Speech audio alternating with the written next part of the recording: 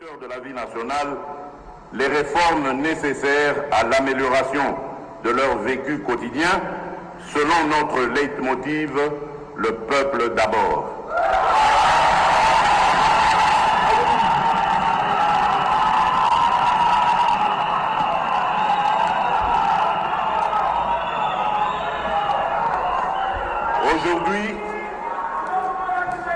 Aujourd'hui, par la grâce de Dieu Tout-Puissant, j'ai à nouveau le privilège de présenter devant votre auguste Assemblée le deuxième discours de mon quinquennat sur l'état de la nation. Il s'agit de situer à l'intention du peuple congolais les moments clés qui ont ponctué la vie de la nation tout au long de l'année qui s'achève.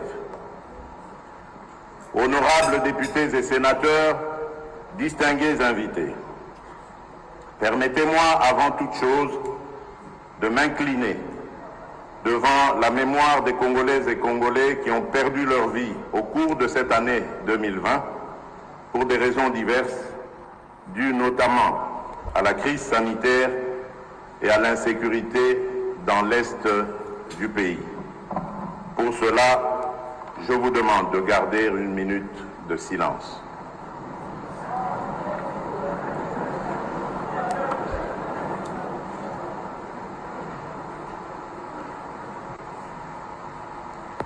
Je vous remercie.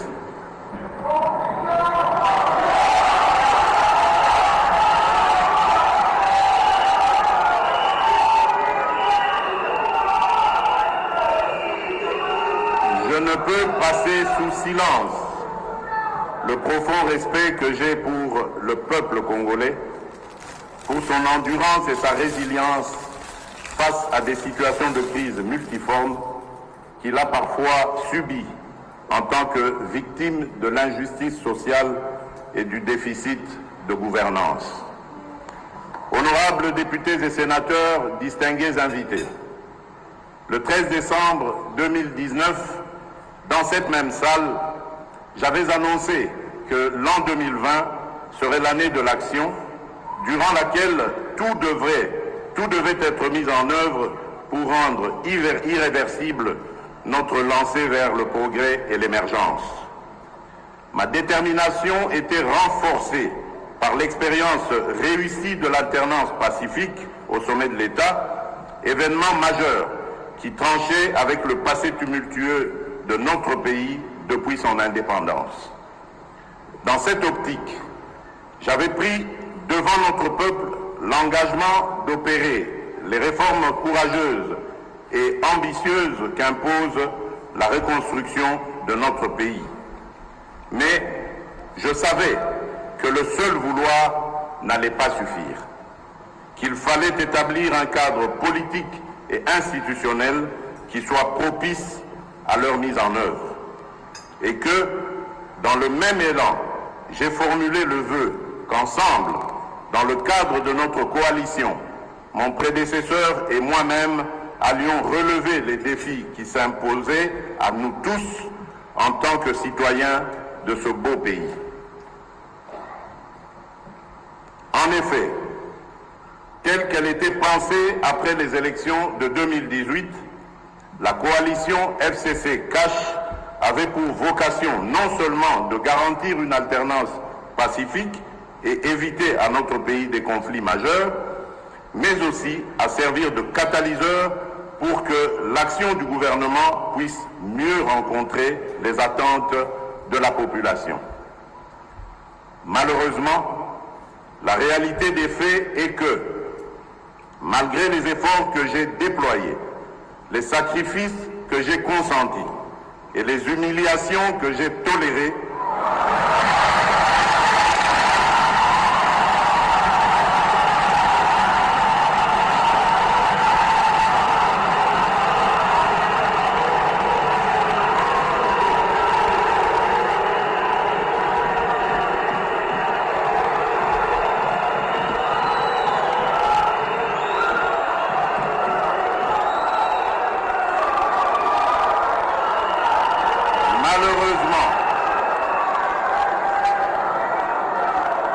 Malheureusement, la réalité des faits est que, malgré les efforts que j'ai déployés, les sacrifices que j'ai consentis et les humiliations que j'ai tolérées,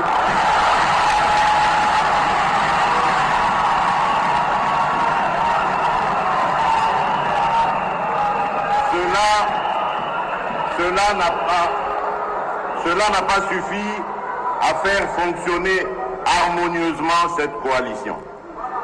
Cela n'a pas non plus empêché l'émergence de difficultés de tous ordres au sein de celle-ci, rendant ainsi aléatoire la concrétisation du changement tant réclamé par notre peuple. Face à cette situation qui menaçait à la longue le fonctionnement normal de nos institutions dont je suis le garant, il me fallait absolument réagir, mieux agir.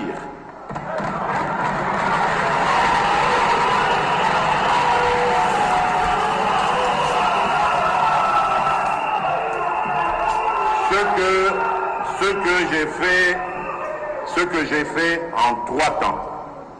Tout d'abord en lançant le 23 octobre 2020 un appel à tous mes compatriotes, toutes tendances confondues, de nous rassembler dans une union sacrée de la nation.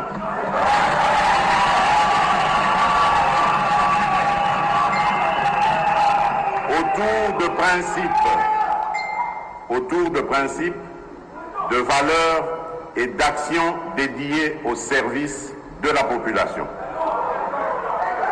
Ensuite, en me fondant sur les prérogatives que me confère l'article 69 de notre Constitution, j'ai engagé de larges consultations des forces vives de la nation à travers des leaders les plus représentatifs de la société civile et de la classe politique, afin de recueillir leurs avis et éventuelles recommandations sur les solutions de sortie de crise.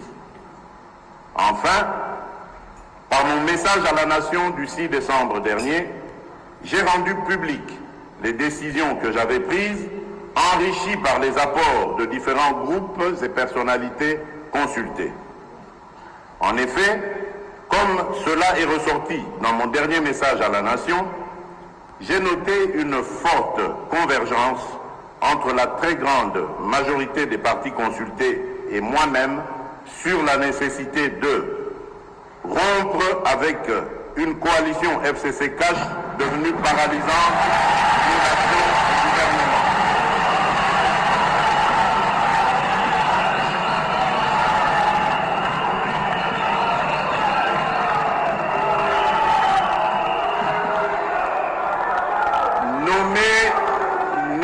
Un informateur au fin d'identifier une coalition conformément à l'alinéa 2 de l'article 78 de la Constitution. Procéder à la formation d'un gouvernement de l'Union sacrée de la nation qui travaillera en harmonie avec le chef de l'État.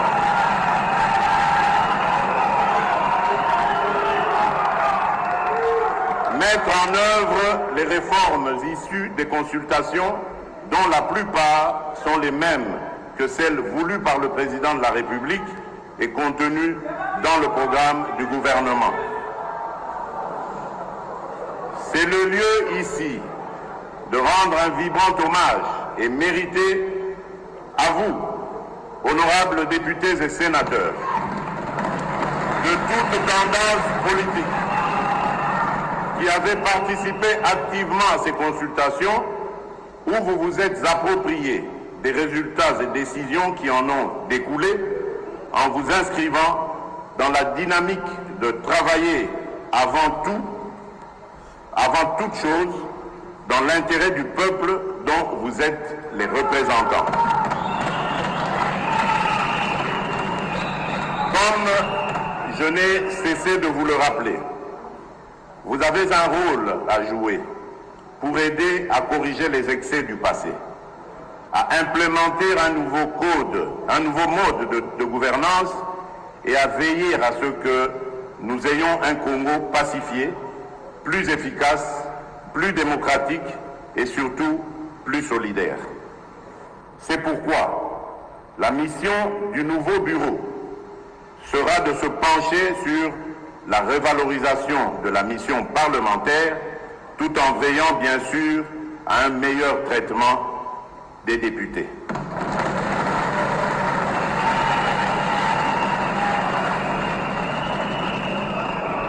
La crise à laquelle nous avons assisté au sein de l'Assemblée nationale et son dénouement démocratique exemplaire à travers le traitement et le sort réservé à la pétition engagée par les députés de tous bords contre l'ancien bureau constitue un indice sérieux de maturité politique.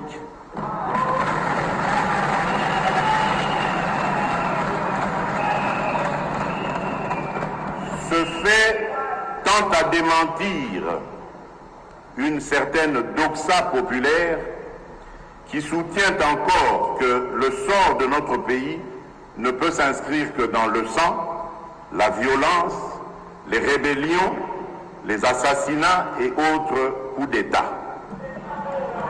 Le moment est donc venu de comprendre qu'il n'y a d'alternative à la construction démocratique que dans la paix et la concorde nationale, aussi laborieuse soit-elle. Que l'on soit de la majorité ou de l'opposition, chacun doit jouer sa partition dans l'amour du pays et de son peuple et dans le respect des institutions. Le processus de maturation de notre démocratie est irréversible. Il doit se refléter dans les prochaines échéances de remplacement de nouveaux membres du bureau. Dans le même ordre d'idées, pour témoigner la reconnaissance de la patrie envers ses filles et ses fils qui auront agi dans l'intérêt du peuple, j'annonce qu'en juin 2021, en marge de la célébration du 61e anniversaire de notre indépendance, la patrie témoignera sa reconnaissance envers le Premier ministre Patrice Emery Lumumba, un des héros nationaux dont on aura procédé au rapatriement des reliques et à qui on donnera enfin une sépulture digne de son sacrifice pour la patrie.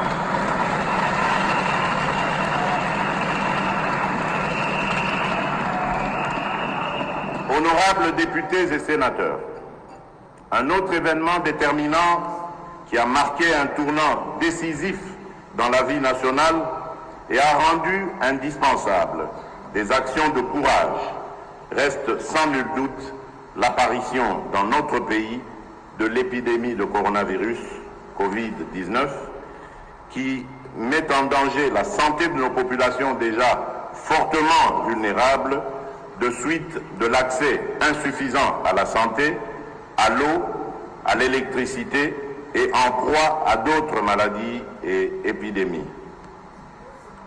En effet, l'année qui s'achève a été profondément affectée par la crise sanitaire et socio-économique provoquée par la pandémie de la Covid-19, ainsi que d'autres épidémies dont la maladie à virus Ebola, qui ont occasionné de lourdes pertes en vies humaines à travers le pays. Il s'y est de rappeler que pour mettre la population à l'abri de toute propagation de la contamination au coronavirus, j'ai immédiatement mis en place des mesures pour contenir sa progression. En effet, j'ai proclamé l'état d'urgence sanitaire en imposant une série de mesures de prévention et de protection qui ont permis de ralentir la propagation de l'épidémie dans la capitale ainsi que dans les provinces. La prise en charge de la lutte contre la Covid-19 a été confiée à un comité multisectoriel. Une task force présidentielle a été mise en place pour le suivi et l'évaluation de toutes les activités de prévention et de riposte contre la pandémie de coronavirus. L'on peut noter avec satisfaction que, grâce à mon impulsion, l'année 2020 a marqué la fin de l'épidémie mortelle de la maladie à virus Ebola qui a sévi à l'est du pays et dans la province de l'Équateur et de l'épidémie de rougeole, grâce aux campagnes de riposte menées avec efficacité par les experts nationaux et internationaux, intégrant la vaccination, la prise en charge des cas et la surveillance de la maladie. De même, les interventions du gouvernement et de ses partenaires ont permis de réduire à 40% la mortalité pour cause de choléra. En revanche, l'on doit constater que notre pays continue à faire face à la pandémie de Covid-19, dont le premier cas a été détecté en mars 2020. En dépit de l'existence de ce dispositif qui a permis d'obtenir des résultats probants en termes notamment de maîtrise du nombre de cas de contamination et de baisse de cas de décès, l'on doit admettre que la riposte à la Covid-19 reste confrontée dans notre pays à des défis majeurs, dont principalement la prise en charge gratuite des patients, la réalisation des tests à grande échelle et la mitigation des conséquences socio-économiques qui nécessitent encore beaucoup de moyens. À cela s'ajoute le déficit de structures de santé capables de répondre à une épidémie à grande échelle, les besoins en ressources humaines de pointe, ainsi que la gestion de transport des malades. Ces différents défis justifient mon appel à une maximisation des recettes publiques par le gouvernement, à l'intensification de la lutte contre la corruption, à la création d'un fonds national de solidarité pour faire face à la Covid-19, à la solidarité et à la coopération internationale, tant sur le plan bilatéral que multilatéral. Entre-temps, j'appelle les Congolaises et les Congolais à la vigilance tous azimuts face à la remontée des cas de Covid-19 qui se confirme maintenant comme une deuxième vague, principalement dans la ville de Kinshasa. Cette deuxième vague est essentiellement due à l'importation des cas venant des pays étrangers, mais aussi au relâchement des mesures de prévention. Il nous sera difficile de maîtriser cette nouvelle vague si la population n'obéit pas aux gestes barrières. C'est pourquoi j'invite notre population à respecter toutes les mesures édictées à cet effet par les autorités sanitaires, notamment le port obligatoire de masques. Honorables députés et sénateurs, distingués invités, au cours de cette année 2020, la vie nationale est aussi restée dominée par le défi sécuritaire. En effet, la situation demeure toujours préoccupante dans l'Est et dans le Nord-Est de notre pays. Diverses actions ont été menées et continuent à être menées pour y faire face. Des programmes publics et privés de sensibilisation de la population sont implémentés sur le terrain.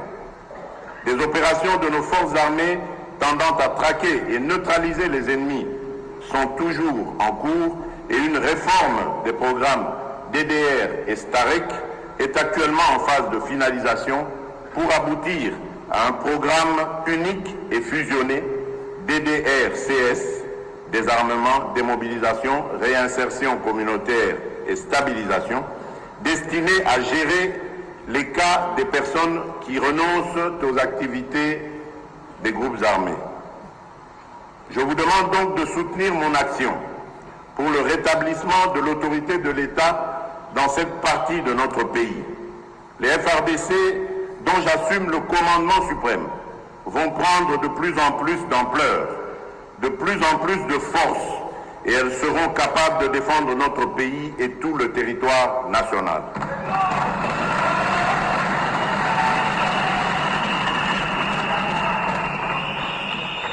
Tous ces efforts fournis et d'autres qui le seront au cours de la nouvelle année ne visent qu'à redonner à notre armée et à notre police une capacité offensive et dissuasive indispensable à garantir la paix et à protéger notre patrie.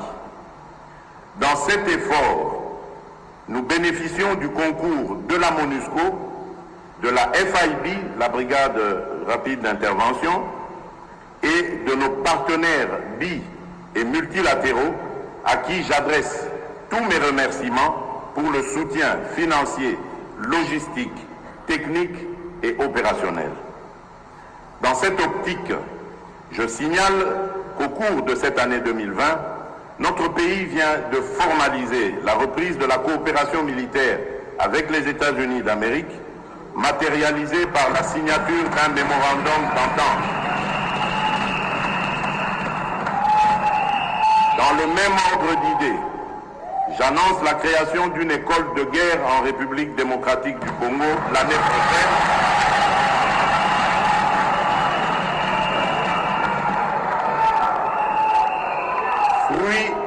Fruit de la coopération avec la France, avec pour objectif d'améliorer la formation et la remise à niveau de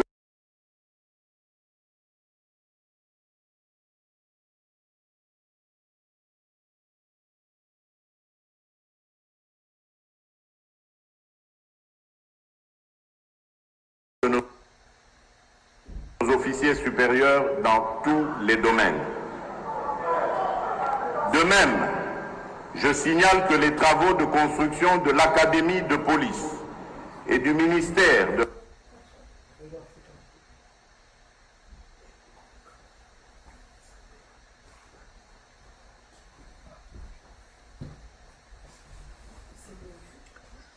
la Défense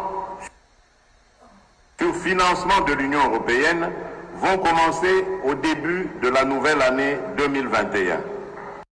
Le mini-sommet de Goma, tenu à mon initiative en visioconférence en date du 7 octobre 2020 et qui a réuni les chefs d'État de l'Ouganda, du Rwanda, de l'Angola et de la République démocratique du Congo, a permis notamment d'évaluer la situation sécuritaire dans la région des Grands Lacs, en particulier en République démocratique du Congo, marquée par l'activisme et la menace des groupes armés et des forces négatives. À cette occasion, les chefs d'État ont rappelé l'accord cadre d'Addis Abeba qui affirme les préoccupations sécuritaires des pays de la sous-région et ont affirmé leur volonté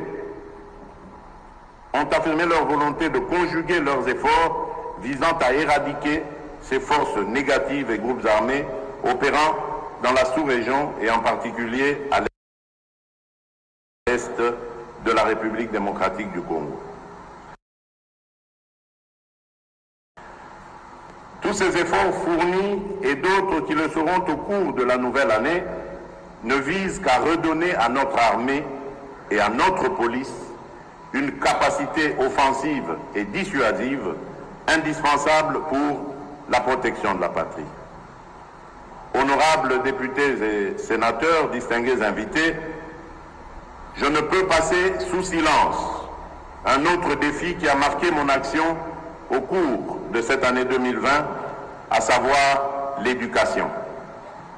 Point n'est besoin de rappeler que l'éducation constitue un des facteurs qui élève le niveau d'une nation.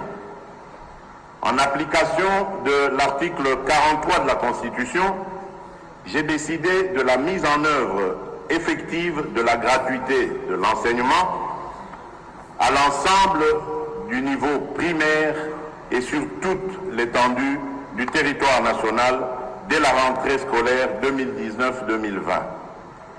Cette importante décision a permis à plus de 4 millions d'enfants d'intégrer ou de réintégrer le système éducatif en allant à l'école.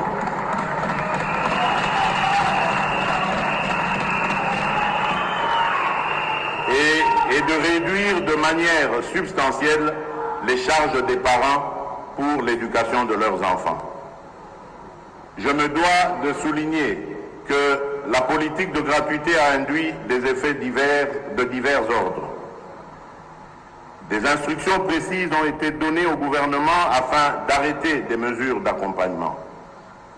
Il s'agit notamment de la prise en charge par le Trésor public des salaires de 230 536 enseignants non payés, l'allocation des frais d'accompagnement, l'allocation des frais de fonctionnement aux écoles primaires publiques de Kinshasa et de Lubumbashi, jadis non bénéficiaires, le réajustement des salaires de tous les enseignants en ramenant le salaire de l'enseignant le moins payé à l'équivalent de $100, l'octroi des indemnités de logement et de transport aux enseignants des villes et chefs-lieux des provinces administratives, le réajustement des frais de fonctionnement aux écoles primaires publiques et aux bureaux gestionnaires, l'acquisition et la distribution des manuels scolaires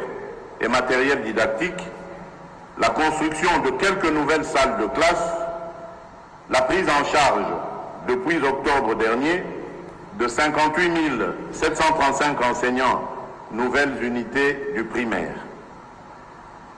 Je suis conscient que beaucoup reste encore à faire afin de consolider et de pérenniser cette réforme bien accueillie par nos populations et par nos partenaires. Considérant que l'éducation est le moteur de développement d'un pays, je m'engage à ménager aucun effort pour que les réformes fondamentales retenues dans la stratégie sectorielle de l'éducation et de la formation 2016-2025 soient mises en application. Ainsi donc, au fur et à mesure que la mobilisation des recettes publiques va s'accroître, la quote-part du budget alloué à l'éducation s'améliorera conséquemment. Honorables députés et sénateurs, distingués invités, dans le registre des réformes que je porte, je voudrais mentionner aussi le défi de la desserte en électricité et en eau potable au profit de notre population. Le triste constat, largement partagé aujourd'hui, est que cette desserte reste insuffisante et faible. Cette situation de fait est d'autant inacceptable que l'immensité et la diversité des sources et des ressources énergétiques et hydrauliques de la République démocratique du Congo sont quasiment sans limite.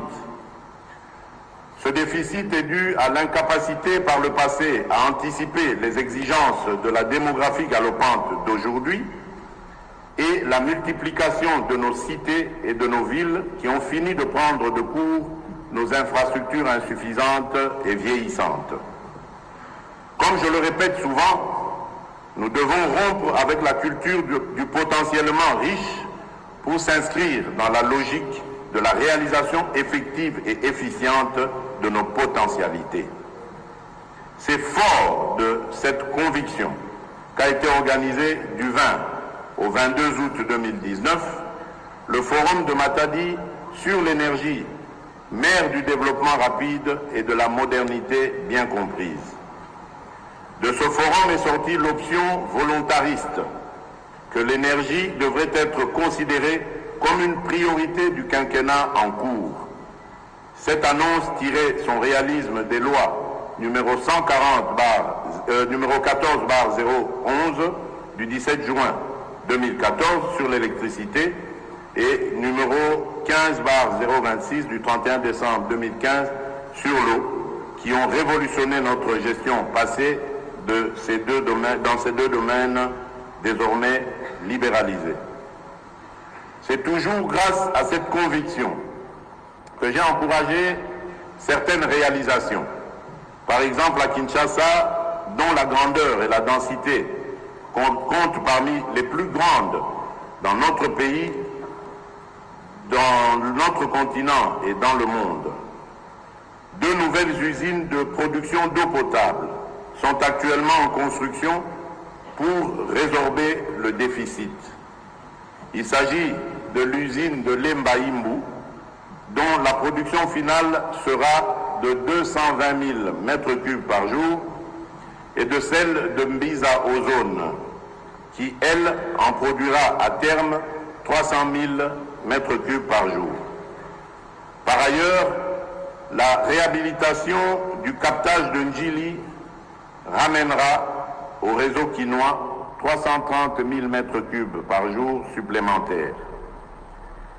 Ce qui se fait à Kinshasa se fait également, toute proportion gardée, dans nos provinces, où l'existant est entretenu et réparé, où les nouvelles structures de production et de distribution sont projetées ou en construction, et même où les forages, les adductions d'eau et les bornes fontaines sont installées pour répondre aux besoins de nos populations. S'il s'observe un tel dynamisme dans le domaine de l'amélioration de la production et de la distribution de l'eau potable, celui-ci est encore plus notable dans le domaine de l'électricité, où l'application de la loi de la libéralisation ne pose pas un problème. Pour ce qui est du projet Grand Inga, les financements sont en passe d'être bouclés avec plusieurs développeurs et off-takers. Il est évident que quand ces ouvrages seront totalement opérationnels, la République démocratique du Congo reprendra son rôle de leader africain de l'énergie pour le bien-être de toutes ses populations et même du continent. À ce jour, j'ai l'avantage de vous annoncer que l'autorité de régulation du secteur de l'électricité, ARE en sigle, et l'Agence nationale d'électrification et des services énergétiques en milieu rural et périurbain, ANSER en sigle, sont pleinement opérationnels depuis la désignation de leurs animateurs. L'ARE veillera à ce que la libéralisation du secteur de l'électricité se déroule aussi bien, efficacement que dans l'ordre. Tandis que l'ANSER, qui est une première, s'occupera enfin de l'électrification de nos villages qui n'auront été que très oubliés jusqu'ici.